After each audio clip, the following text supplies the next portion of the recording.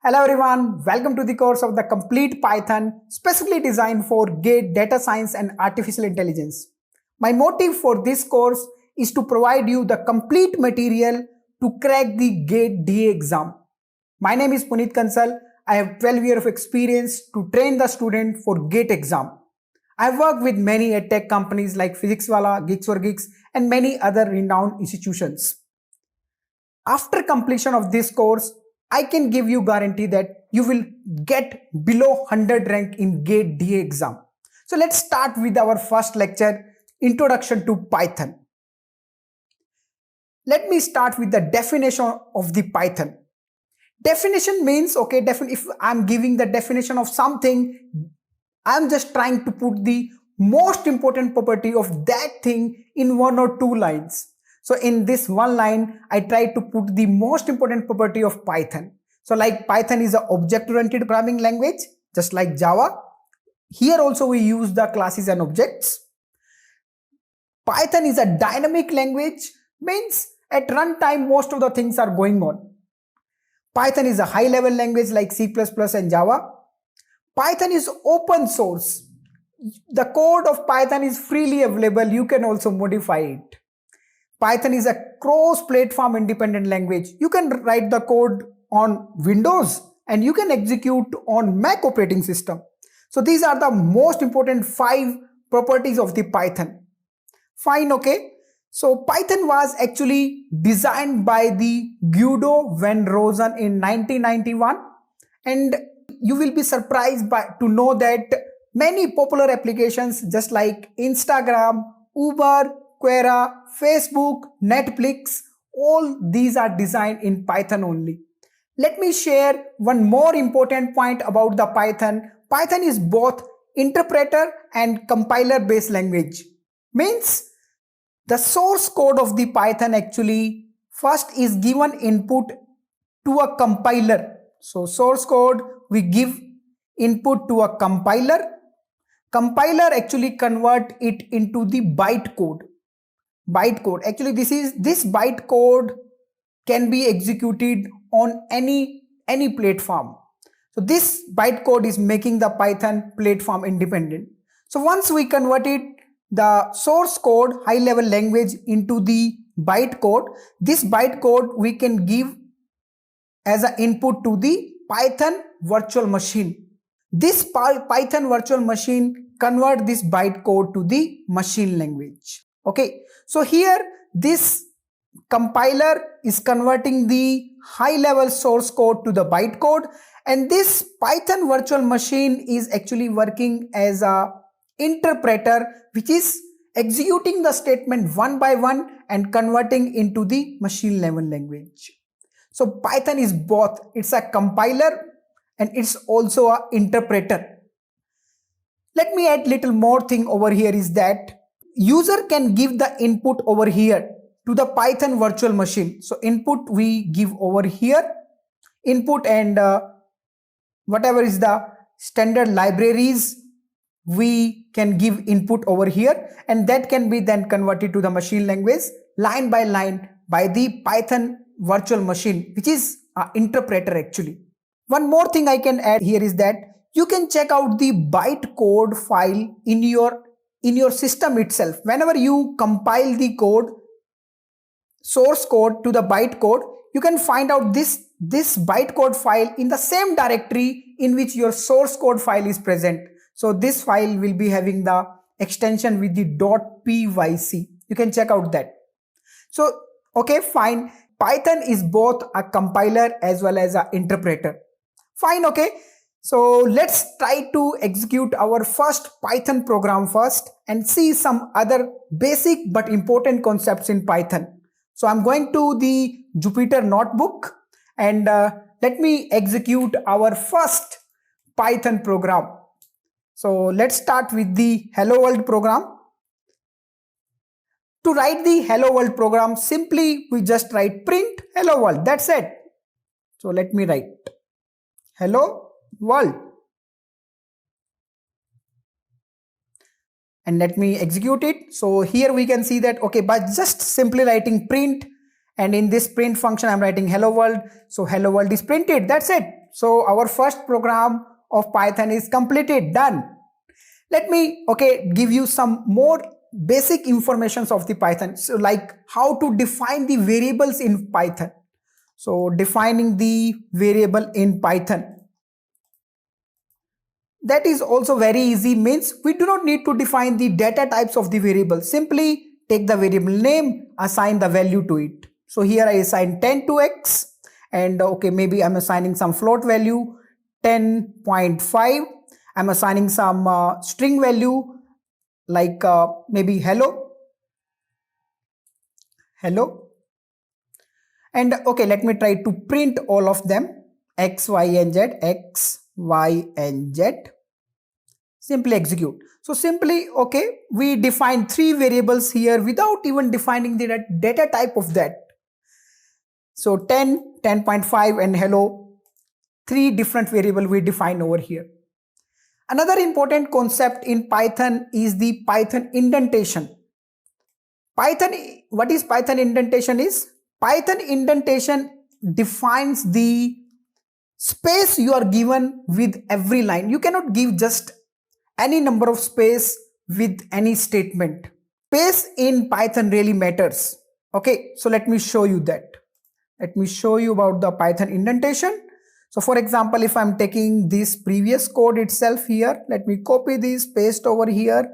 And if I give a space, one tab space over here, see, with the y equal to 10.5 line, with this line I give a space, tab space. And if I execute this, this will show indentation error.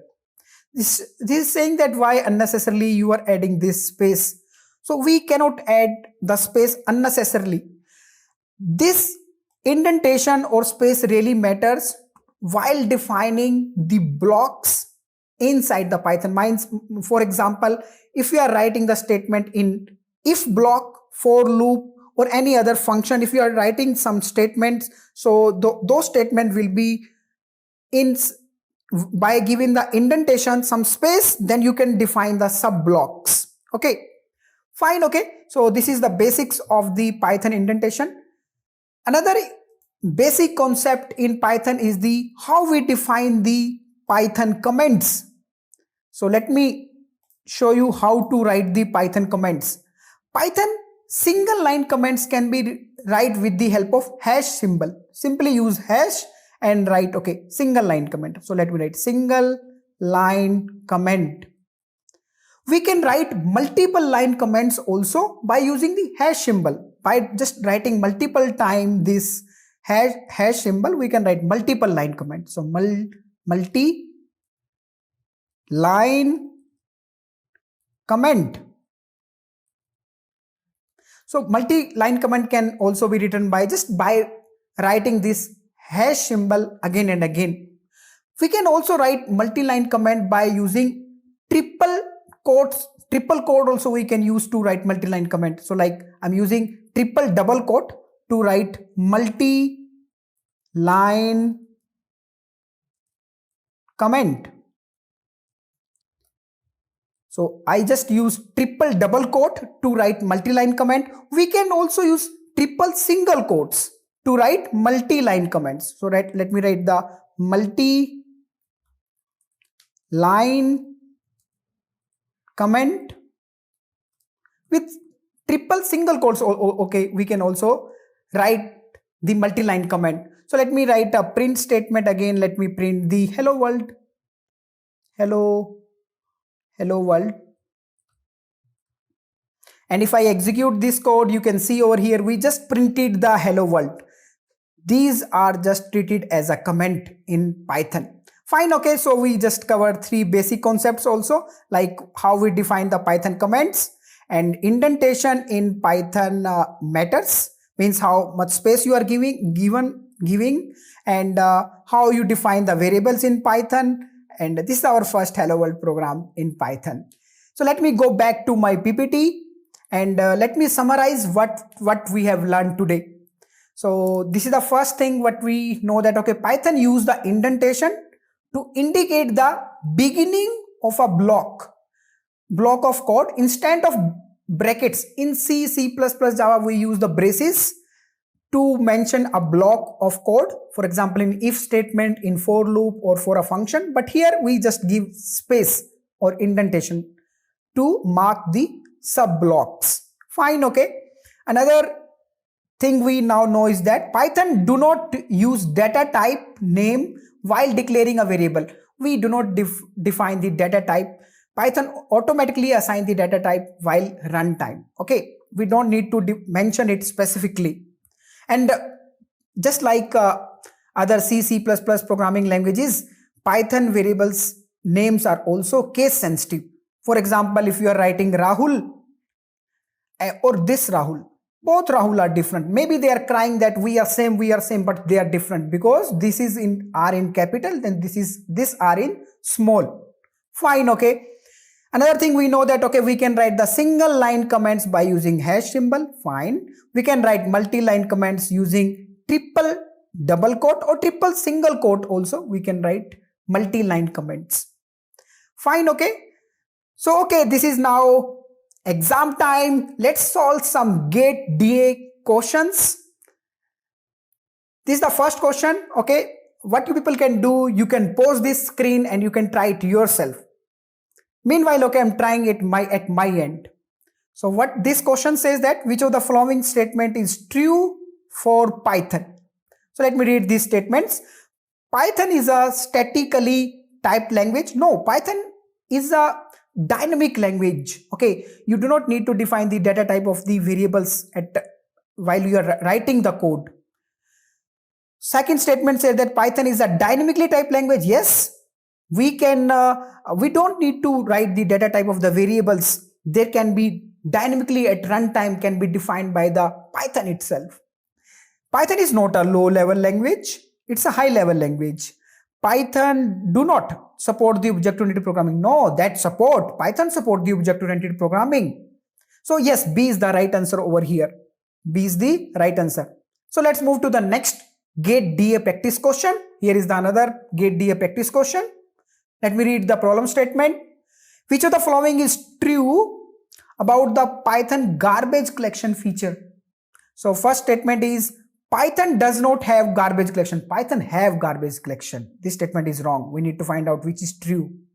Garbage collection cannot be controlled by the user. In Python, actually, garbage collection can be controlled by the user from the GC directory, from the GC module that can be controlled. Yes. So this statement is also wrong.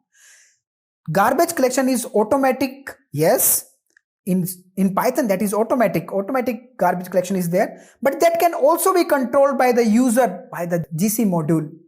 Yes, this statement is right. Garbage collection must be manually invoked by the user. No, that is automatic. That is automatic, but we can control also by using GC module. So C is the right answer over here. Fine. Okay, let's move to the next question. Next GATE DA practice question. What is the output of the following code? So this is the code given to us, one statement only. What should be the output? So this will definitely print hello. Yes.